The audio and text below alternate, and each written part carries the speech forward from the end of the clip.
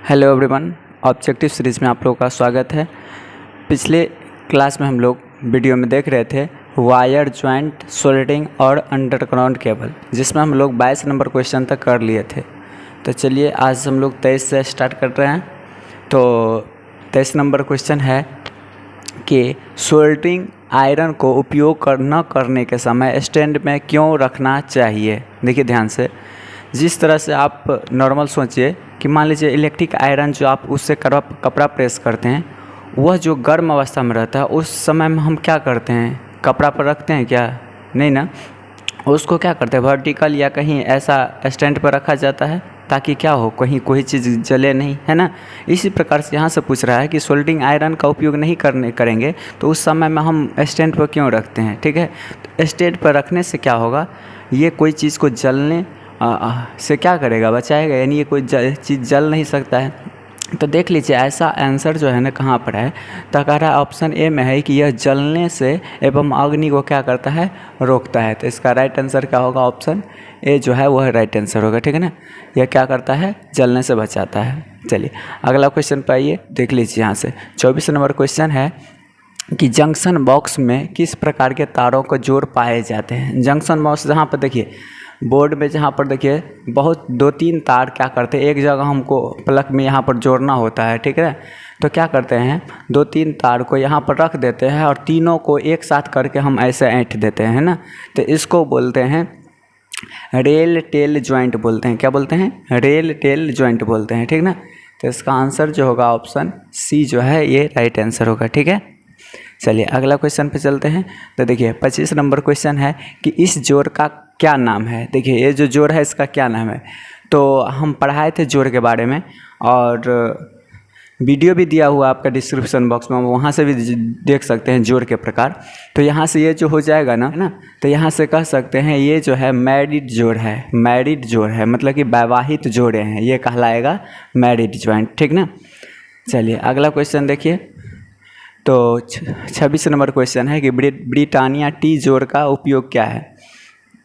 देखिए Britannia T जोड़ का उपयोग है कि सिरोपरी लाइन से सेवा जोड़ाव हेतु, यानी कि कोई आपका ओवरहेड लाइन है वहाँ पर हमको क्या करना है, कोई और हमको कनेक्शन करना है, तो वहाँ पर यूज़ करते हैं क्या, टी जॉइंट का यूज़ करते हैं। टी जॉइंट आप पढ़े भी होंगे, आप जॉइंट का एक वीडियो देख लीजिएगा। यहाँ पर क्या करते हैं, सेवा जोड़ना होता है तो इस पर ऐसे करके हम करते हैं। ठीक है ना, टी जॉइंट होता है। चलिए अगला क्वेश्चन देखिए, 27 नंबर क्वेश्चन है। 27 नंबर क्वेश्चन है कि सर्विसिंग और रिपेयरिंग कार्य के लिए किस प्रकार के सोल्डरिंग विधि का प्रयोग किया जाता है।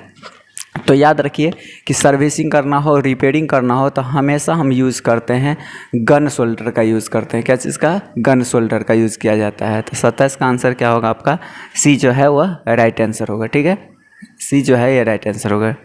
चलिए अगला क्वेश्चन देखिए, 28 नंबर क्वेश्चन है कि डीप सोल्डर विधि का क्या उपयोग है। देखिए डीप सोल्डरिंग के बारे में हम बताए थे आपको कि सोल्डर जो वायर होता है उसको पहले से हम गर्म अवस्था में पिघला कर किसी बर्तन में रखते हैं। ठीक ना, जब हमको क्या कहते हैं ज्वाइंट करना होता है तो 2 तार को हम उसी में डालते हैं। ठीक ना, वह इजीली ज्वाइन होता है और टिनिंग वर्क के लिए हम यूज़ करते हैं।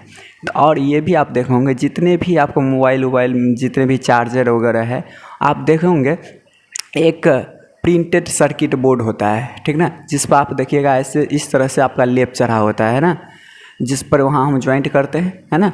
तो इसको बोलते हैं प्रिंटेड सर्किट बोर्ड। ठीक ना, पीसीबी। तो ये क्या करता है, सोल्डरिंग जो है ना क्या करता है, पीसीबी के छोटे छोटे भाग को क्या करने का काम करता है, सोल्डरिंग करने का काम करता है। तो इसका आंसर जो होगा वह क्या होगा, सी जो है वह राइट आंसर।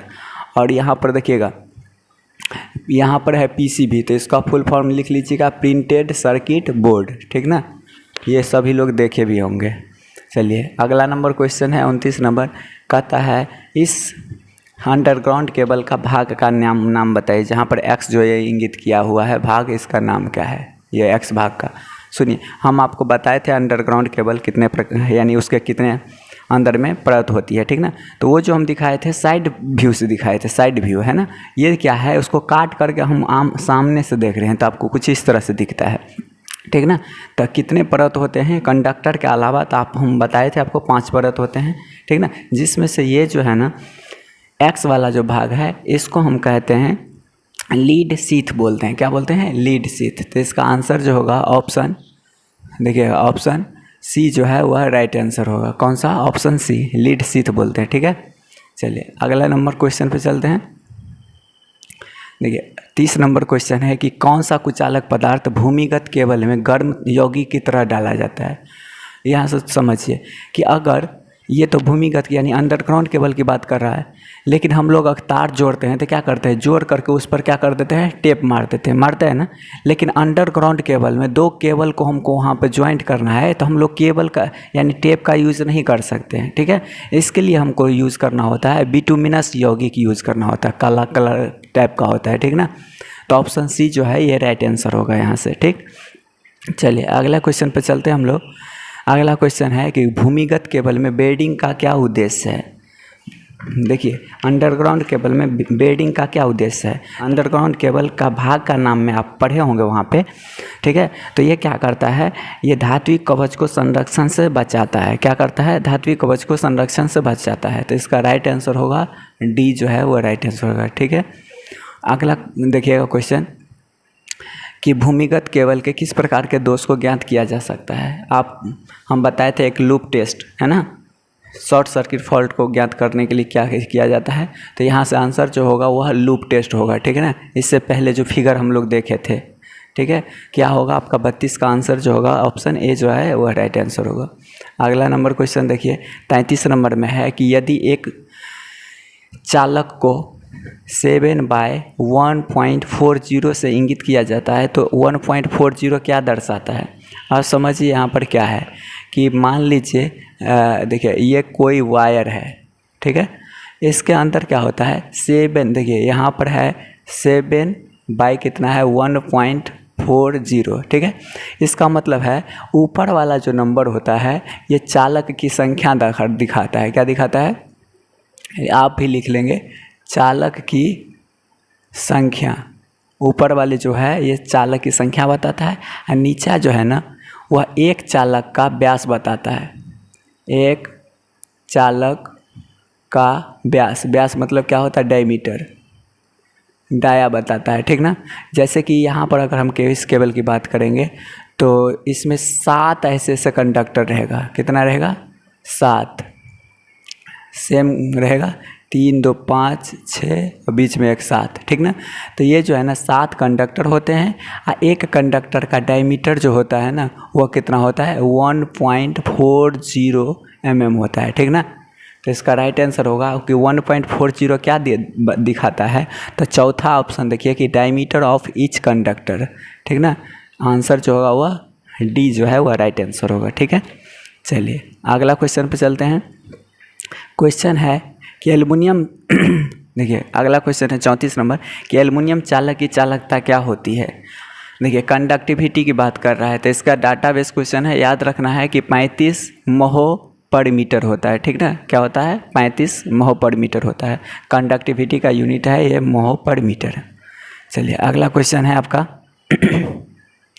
कि केबल की अधिक अतिरिक्त सुरक्षा धारा सुरक्षा के लिए धारा रेटिंग कारक क्या है। धारा रेटिंग फैक्टर क्या आता है। ठीक है, तो देखिए यहाँ से 2 क्वेश्चन जो है इम्पोर्टेंट है और दोनों थोड़ा सा याद रखना है। देखिए यहाँ पर है अधिक अतिरिक्त, दोनों चीज़ लगा हुआ है ना। देखिए अधिक भी है और अतिरिक्त भी है, ध्यान दीजिए। अगर अधिक रहे, फिर से बता रहे हैं, अगर अधिक रहे तो उसके साथ साथ अतिरिक्त रहे तो आपको लगाना है 0.81 लगाना है आंसर। क्या लगाना है? 0.81 लगाना है आंसर। ठीक है, आगे हम क्वेश्चन में आएगा कि अगर सिर्फ अधिक नहीं रहेगा, सिर्फ अतिरिक्त रहेगा। देखिए ध्यान से, सिर्फ अतिरिक्त रहेगा तो आपको मारना है 1.23 मारना है। क्या मारना है? 1.23। ये कब आपका ये ऑप्शन आप आंसर चूज कीजिएगा 1.23, तो ये करिएगा सिर्फ और सिर्फ एक्सेस रहेगा तब, एक्सेस रहेगा तब। अगर मोर एक्सेस यानी बहुत अधिक अतिरिक्त रहेगा तो 0.81 मारना है, ठीक है ना। इस दोनों चीज़ को यहाँ से समझ लीजिए। फिर से बता देते हैं कि अधिक अतिरिक्त रहे तो 0.81 मारना है, अगर सिर्फ अतिरिक्त रहे तो 1.23 मारना है आंसर, ठीक है। तो यहाँ से 35 का आंसर अभी सी हो जाएगा, ठीक है। चलिए अगला क्वेश्चन है 36 नंबर है कि भूमिगत केबल में उदासीन चालक का आकार फेज चालक की तुलना में किस तरह से होता है। तो देखिए, फेज वायर और न्यूट्रल वायर, ये जो होता है ना, फेज वायर की तुलना में आधा मोटाई का होता है आपका न्यूट्रल वायर। तो इसका आंसर जो होगा वह ऑप्शन बी जो है वह राइट आंसर होगा, ठीक है। ऑप्शन बी जो है ये राइट आंसर हो जाएगा। चलिए अगला क्वेश्चन पे आते हैं हम लोग। अगला क्वेश्चन है कि इस औजार का क्या नाम है। ये औजार से सभी लोग वाकिफ़ होंगे। ये क्या करने का काम करता है। तो देखिए, वायर को क्या करता है, क्रीम करता है। तो यहाँ से क्या हो जाए, छीलने का काम करता है। तो इसका आंसर क्या हो जाएगा, क्रीम्पिंग टूल हो जाएगा। याद रखिए क्या होगा, क्रीम्पिंग टूल होगा, ठीक है। चलिए अगला क्वेश्चन देखिए। यहाँ से देखिए 39 नंबर क्वेश्चन है कि माइक्रोमीटर का पाठ्यांक क्या होगा। ये जो है माइक्रोमीटर है, ठीक है, जिसकी सहायता से हम जॉब का हम क्या कर सकते हैं, थिकनेस मापते हैं, ठीक है ना। तो यहाँ से देखिएगा माइक्रोमीटर का रीडिंग क्या होगा। देखिए समझने के लिए है, यहाँ से देखिए और सारे विधि है। तो पहले हम आपको ये दिखा देते हैं। देखिए ऊपर में देख लीजिएगा, तो ये जो है ना, देखिए ध्यान से हम फिर बता रहे हैं, ये जो ऊपर वाला जो रीडिंग है, ये देखिए काउंट कीजिए यहाँ से यहाँ तक, आगे कितना, इस पॉइंट पर कितना जा रहा है, ठीक ना। तो देखिएगा यहाँ पर कितना है, 4 है, और 4 के आगे ये वाला जो लकीर है, ये कहाँ पर जा रहा है, तो थोड़ा सा आगे जा रहा है, आधा पर जा रहा है ना। तो ऊपर वाला जो रीडिंग है वह कितना है, 4.5 है ना। देख लीजिए, ये जो ऊपर वाला रीडिंग है, ये ऊपर वाला स्केल का रीडिंग है, वह कहाँ पर, यहाँ पर टच कर रहा है, तो 4.5 पर टच कर रहा है, ठीक ना। और नीचे वाला रीडिंग की बात करेंगे, ध्यान दीजिए, ये नीचे वाला रीडिंग की बात करेंगे तो देखिए कहाँ पर वो टच कर रहा है। तो नीचे वाला स्केल को गिनते हैं, 1 2 3 4, और अगला जो है ये किस पर ये टच किया हुआ है, तो 5 वाले स्केल पर टच किया हुआ है ना। तो देखिए नीचे वाला स्केल में जो है वह त्रुटि मान जो होता है वह 0.01 का होता है। कितना का, 0.01 का त्रुटि मान होता है। और नीचे में स्केल हम लोग कितना गिने हैं, तो 5। तो इसको मल्टीप्लाई कीजिए कितने से, तो 5 से, तो यहाँ कितना होगा, 0.05 होगा, ठीक ना। और ऊपर वाला रीडिंग कितना लिए थे हम लोग, 4.5 लिए थे। नीचे वाला कितना आया, 0.05 आया। इस दोनों का आप ऐड करिएगा तो ये आंसर कितना निकल के आएगा, 4.55 ये आंसर निकल के आएगा, ठीक ना। कितना निकलेगा, 4.55। यहाँ से आंसर होगा आपका सी, ठीक है। इसको फिर से देख लीजिए, ठीक है। चलिए अगला क्वेश्चन है कि वाहनों के बॉडी को सुधार करने के लिए कौन सा सोल्डरिंग विधि का यूज़ किया जाता है। आप देखोगे जहाँ पर गैरेज होती है ना, वहाँ पर जो वाहन कोई गाड़ी होती है उसका जो क्या बोलते हैं, ऊपर वाले जो परत क्या होता है, टेढ़ा मेढ़ा हो जाता है, तो उसके लिए हम यूज़ करते हैं सोल्डरिंग विथ फ्लेम। वहाँ पर देखिएगा एक फ्लेम टाइप का होती है, आग जलने वाली अब सोल्डरिंग होती है, उससे हम लोग क्या करते हैं, सोल्डरिंग करते हैं, ठीक है। तो इसका आंसर होगा बी जो है वह राइट आंसर होगा। अगला क्वेश्चन देखिए, कथा गुथे हुए चालक की तुलना में क्या लाभ है ठोस चालक का। देखिए ठोस चालक मतलब होता है जिस कंडक्टर में सिर्फ एक ही कंडक्टर हो, वो भी सॉलिड के रूप में हो। गुथा हुआ चालक मतलब स्ट्रैंडेड कंडक्टर होता है, वैसा चालक जिसमें छोटे छोटे क्या होते हैं, बहुत सारे महीन तार होते हैं, ठीक ना। तो ये क्या होगा, ज़्यादा लचीला होगा इसके कंपेयर में, तो ये कम लचीला होगा, ये ज़्यादा होगा, है ना। तो आपको पूछ रहा है गुथा हुआ चालक यानी स्टैंडर्ड कंडक्टर के का लाभ क्या है, तो ये क्या होगा, मोर फ्लेक्सिबल होगा, अधिक लचीला होगा, ठीक है। तो इसका आंसर होगा आपका ऑप्शन बी जो है वह राइट आंसर होगा, ठीक है। चलिए अगला क्वेश्चन है 42 नंबर क्वेश्चन है कि 16 एम्पियर की धारा क्षमता के लिए कौन सा आपका फ्यूज लगाएंगे, कितने रेटिंग का। तो ये क्वेश्चन हम पहले बता दिए थे, 16 का कितना करेंगे, 13, कितना करेंगे, 13 आंसर मारेंगे, ठीक है। 16 का कितना मारेंगे आंसर, 13 मारेंगे। वहीं पर आपसे पूछता एक और क्वेश्चन आया था, पहला ही क्वेश्चन था कि 32 एम्पियर का रेटेड केबल होगा तो फ्यूज कितना का लगाएंगे, तो उसमें आंसर मारे थे हम लोग 26 एम्पियर का, ठीक है। बस 2 क्वेश्चन यहाँ से आपको देखने होंगे। चलिए अगला क्वेश्चन है कि देखिए कह रहा है कि विद्युत बिजली की मात्रा का इकाई क्या होता है? देखिए बिजली की मात्रा का इकाई जो होगा, पहले समझ लीजिए बिजली की मात्रा क्या होगा, यहाँ से चार्ज होगा। क्या होगा? चार्ज। चार्ज मतलब आवेश होता है, ठीक ना। आवेश का मतलब क्या होगा? तो कूलम्ब होगा। तो इसका राइट आंसर क्या होगा? ऑप्शन बी जो है वो राइट आंसर होगा, ठीक है। चलिए अगला क्वेश्चन देखिएगा, 44 नंबर देखिए कि कह रहा है इस सोल्डिंग विधि का नाम क्या है। तो देखिएगा आप सीधे समझ सकते हैं, ये सोल्डिंग आयरन है ना। आपको बताए थे 4 तरह के सोल्डिंग मशीन होती है। पहला अगर हम कहें कि सोल्डिंग आयरन होता है, soldering iron with temperature control होता है, और तीसरा जो होता है वो गन सोल्डर होता है, चौथा जो होता है वो डीप सोल्डर होता है, ठीक ना। तो यहाँ से इसका आंसर जो होगा, इसमें देखिएगा क्या है, सोल्डिंग सिर्फ आयरन है, यहाँ पर टेम्परेचर कंट्रोल है नहीं। तो ये ऑप्शन क्या होगा आपका? बी जो है वो राइट आंसर होगा, ठीक है। कौन होगा? ऑप्शन बी जो है राइट आंसर होगा। लेकिन देखिएगा इसका क्वेश्चन का जो आंसर है वो गलत दे रखा है, ठीक ना। तो इसलिए आप इसको सुधार लेंगे, ऑप्शन बी जो है वो राइट आंसर होगा। अगला क्वेश्चन देखिएगा, कहता है ईएमएफ का सूत्र क्या होगा। देखिए ईएमएफ बराबर होगा यहाँ से कि पोटेंशियल में डिफरेंस अब प्लस क्या हो जाएगा? वोल्टेज ड्रॉप हो जाएगा। ऑप्शन बी जो है ये राइट आंसर होगा। ईएमएफ का फुल फॉर्म सभी जानते होंगे, इलेक्ट्रोमोटिव फोर्स होता है, ठीक है, जो यहाँ पर आपको दे भी रखा है। तो ईएमएफ बराबर होगा potential difference plus voltage drop होता है, ठीक है। 45 का बी आंसर। 46 नंबर में देखिए कि कह रहा है केबल के पास की अतिरिक्त धारा सुरक्षा के लिए। देखिए आपको बताए थे कि अतिरिक्त है, तो आपका आंसर क्या हो जाएगा? 1.23 हो जाएगा, ठीक ना। यहीं पर अधिक अतिरिक्त रहता है तो 0.81 आंसर हो जाता है, ठीक ना। ये थोड़ा सा इसको याद रखिए, अभी भी आया है, ठीक ना।